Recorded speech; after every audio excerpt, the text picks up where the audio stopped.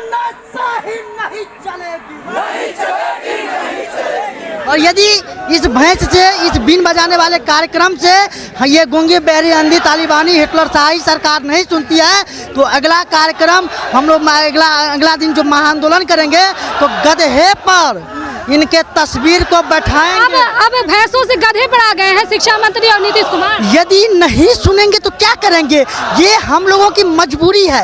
यदि नमस्कार, today voice देख रहे हैं आप, मैं हूं आपके साथ उस्मा शाहीन। एक सेकेंड कैमरा मत हिलाइए इतना, ठीक है। नमस्कार, टुडे वॉइस देख रहे हैं आप, मैं हूं आपके साथ उस्मा शाहीन। देखिए आज जो बीटेड की संख्या है वो देखने लायक है, क्योंकि भारी संख्या में आज जो है बीटेड अभ्यर्थी पटना के गर्दनी बाग में पहुंच चुके हैं। और आज जो है ये लोग शिक्षा मंत्री और जो है नीतीश कुमार, उन दोनों की तस्वीरों को भैंस पर चढ़ा करके पूरा यहाँ पे जो है दिखाने की कोशिश किया है कि हमारे बिहार सरकार किस तरह से जो नाकाम सरकार है और जो यहाँ पर शिक्षा व्यवस्था है वो किस तरह से खराब बनी हुई है। शिक्षकों की भारी संख्या है, इसके बावजूद भी जो है सरकार जो है शिक्षकों को नियुक्त नहीं कर रही है, शिक्षकों की बहाली नहीं ले रही है, शिक्षकों की परीक्षा नहीं ले रही है। ऐसे में सरकार क्या साबित करना चाहती है, जिसको लेकर के आज पटना के गर्दनी बाग में जो है आज यहाँ पे बीटेड के अभ्यर्थी पहुंचे हैं, इसलिए क्योंकि उन लोगों को एग्जाम चाहिए। बीटेड का एग्जाम लेने के लिए ये लोग काफी दिनों से है पटना के गर्दनी बाग में धरना प्रदर्शन कर रहे हैं। और आज संख्या देखने लायक है इन लोगों की, और संख्या आप देख के बोल सकते हैं कि इन लोगों की संख्या काफी ज्यादा है। तो इसकी वजह से क्या सरकार जो है आज झुकेगी? चलिए हम बात करते हैं, यहाँ पे कुछ अभ्यर्थी हैं। क्या लगता है आज सरकार झुकेगी? क्यों नहीं झुकेगी, सरकार दबाव पे ही तो काम कर रही है। महीने से आप लोगों का आंदोलन चल रहा है, इसके बाद तो सरकार नहीं, अभी तक कुछ भी नहीं, आश्वासन तक नहीं दिया गया। जी सरकार हम लोग गूंगी बहरी हो गई है, इसीलिए हम लोग भैंस की तुलना उस सरकार से कर रहे हैं, ठीक ना। सरकार आप समझ रहे हैं कि सरकार ये गूंगी और बहरी हो चुकी है। ये लगातार हम लोग 45वां दिन धरना प्रदर्शन है। आप देख रहे हैं कि हम लोग को चिल्लाते चिल्लाते गला बैठ गया, हमारा दोस्त एक बगल में बेहोश हो गया। बताइए अगर वो आज उसको कुछ हो जाता है, उसके परिवार को देखने के लिए कौन आएगा, तो हम क्या बोलेंगे? बताइए ये सरकार गूंगी बहरी है कि नहीं है? बताइए हम भैंस पर तस्वीरें चढ़ाने की क्या वजह है? भैंस पर तस्वीरें चढ़ाने का अब ये है कि देखिए सरकार जो है बिल्कुल गूंगी और बहरी हो चुकी है। सरकार क्या कि हम लोग यहाँ बैठ के 45 दिन से लगातार प्रदर्शन कर रहे हैं, सरकार नहीं सुन रही है। जिस तरह से भैंस देखिए, उसको कुछ भी फर्क पड़ रहा है? कोई फर्क नहीं पड़ रहा। हम लोग यहाँ पे बैठ के चिल्ला रहे हैं, मर रहे हैं, गिर रहे हैं, लेकिन उसको कोई फर्क नहीं पड़ रही है। उसी तरह से उसको भैंस को भी कोई फर्क नहीं पड़ रही है। ये सरकार को ये दिखाना चाहिए शिक्षा मंत्री को, जैसे शिक्षा मंत्री ऐसी के जैसे कहावत कहा गया ना, भैंस के आगे बीन बजाए भंस गए पकड़ा, वही शिक्षा मंत्री का हाल है। कितने दिनों से हम लोग शिक्षा मंत्री से रिक्वेस्ट कर रहे हैं, एक उनसे क्या मांग रहे हैं? हम लोग नौकरी तो नहीं मांग रहे, हम लोग बस एक प्रथम परीक्षा मांग रहे हैं। हमारी शिक्षा मंत्री को शिक्षा हटा कर केवल मंत्री का दर्जा देना चाहिए, शिक्षा हटा देना चाहिए, बस यही। और आज जो है भैंसों पर तस्वीरें चढ़ाने की नौबत आ गई, क्यों? देखिए हम लोग 46 दिन से शांतिपूर्ण तरीका से आंदोलन कर रहे थे। हम अब जितना सहना होगा उतना ही नहीं सहेंगे। अब इंसान को उतना ही गुदगुदी लगाना चाहिए जितना वो बर्दाश्त कर सके। हम लोगों की धैर्य की परीक्षा टूटते जा रही है, बांध टूटते जा रही है। इससे पहले भी हम लोगों ने आंदोलन किया, शायद हम उस आंदोलन से ये गूंगी बहरी अंधी सरकार नहीं सुनी, तो आज हम कैसे सुनेगी?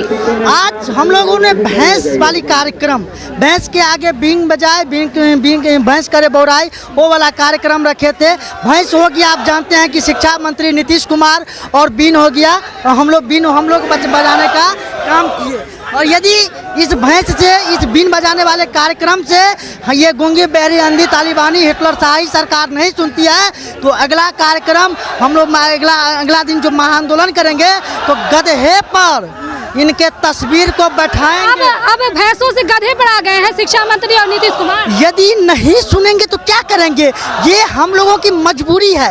यदि आप हमारी बात को नहीं सुनते हैं, जो कि हमारी संवैधानिक मांग है, हम आपसे कुछ ज़्यादा नहीं मांग रहे हैं, हम आपसे रोजगार नहीं मांग रहे हैं, हम आपसे केवल 7वां चरण से पहले शिक्षक पात्रता परीक्षा का आयोजन, वो भी बिहार सरकार के द्वारा हम लोग मांग कर रहे हैं। बस हम लोगों में गुणवत्ता होगी तो ठीक है, का है, नहीं होगी तो लात मार के। एक साथी आपके बेहोश हो गए, क्या वजह है? यदि हमारे साथी जो है राधे श्याम नाम है, वो बीमार है और बीमार इसलिए नहीं है कि इससे पहले बीमार, वो 46 दिन से लगातार आंदोलन कर रहे हैं और उसी के परिणाम स्वरूप उनमें कमजोरी का लक्षण आने लगा है, उनको बीपी लो का बीमारी हो गया है इसी आंदोलन की। यदि हमारे साथी को कुछ हो गया तो कान खोलकर सुन लीजिए शिक्षा मंत्री बिहार सरकार नीतीश कुमार, हम लोग कुछ और करेंगे।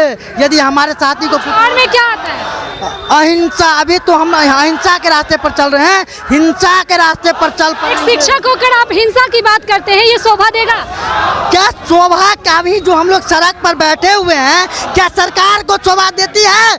हम लोग विभिन्न जिलों से, बिहार के विभिन्न जिलों से उतनी दूर से दरभंगा जिला से आए हैं, भर रात सोए नहीं हैं, ट्रेन में खड़ा होकर आए हैं और इतनी गर्मी है, क्या ये सरकार को शोभा देती है कि हम लोगों को सड़क पर लाकर खड़ा करवाएं और इस प्रकार की आंदोलन करवाएं? हम लोगों को स्कूल में होना चाहिए, हम लोग बच्चों को शिक्षा देने का काम करते हैं, लेकिन ये गूंगी बहरी अंधी सरकार सड़क पर लाकर खड़ा कर दिया है। यदि ये शोभा देती है तो हम लोग हिंसा के रास्ते पर चलेंगे, तो ये भी हम शोभा ही देगा। ये मेरा रास्ता है, ये हमारे संगठन के अन्य शेर और शेरनिया की रास्ता है और ये रास्ता जरूर अपनाएंगे। क्या कहेंगे आज के आंदोलन में? आप लोगों को सचिवालय भी बुलाया गया था, क्या वहाँ पे कोई आश्वासन या कोई आप लोगों को बातें नहीं कही गई? सचिवालय में वहाँ हम लोग को मौखिक तो आश्वासन मिला, लेकिन मुझे मौखिक आश्वासन नहीं चाहिए कि शिक्षा विभाग कभी भी अपने बयान से पलट लेती है। इसलिए जब तक मुझे लिखित आश्वासन नहीं मिलेगा, इससे ज़्यादा विरोध प्रदर्शन हम लगातार करते रहेंगे। जी, पहले भी गए थे, उसके बावजूद भी आप लोगों को धरना करना पड़ा। क्या आप लोगों का सचिवालय में कोई बातें नहीं हुई? क्या बातें हुई थी, लेकिन आश्वासन देने से नहीं होता है, हमें लिखित आश्वासन चाहिए और जब तक लिखित आश्वासन हम नहीं लेंगे, जब तक हम अपनी मांग को जारी रखेंगे और 100% अपनी मांग को लेकर जाएंगे। ये आंदोलन आप लोगों का विशाल महाआंदोलन कब तक जारी रहेगा? बिल्कुल, जब तक जारी रहेगा, जब तक मेरी मांग को सुनी नहीं जाती है। क्यों नहीं?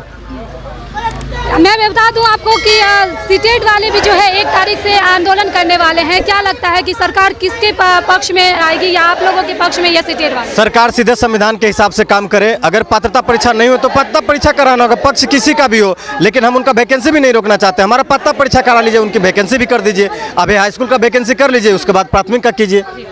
बिल्कुल, देखिए यहाँ पर जो है बीटेड वाले जो है अब सड़कों पे उतर गए हैं, इसलिए कि उनको पात्रता परीक्षा चाहिए। 7 फेज प्रक्रिया से पहले चाहिए उन लोगों को पात्रता परीक्षा, क्योंकि संविधान भी यही कहता है, हाई कोर्ट भी यही कहता है कि जब भी आप बहाली लेते हैं तो उससे पहले एक पात्रता परीक्षा होनी चाहिए। तो उसी के तहत ये अभ्यर्थी जो हैं यहाँ पे धरना कर रहे हैं, ताकि सरकार जो है उनकी मांगों को सुने और नए तरीके से सरकार को जगाने की भी कोशिश की जा रही है, ताकि सरकार जो है सुने। जो सरकार अभी तक सोई भी है, उनके कानों में ये आवाज़ जाए कि अभ्यर्थी सड़कों पे उतरे हुए हैं और उनकी परेशानियों को सरकार समझे। तो अगर आपको मेरा वीडियो पसंद आया हो तो लाइक, कमेंट और शेयर ज़रूर करें।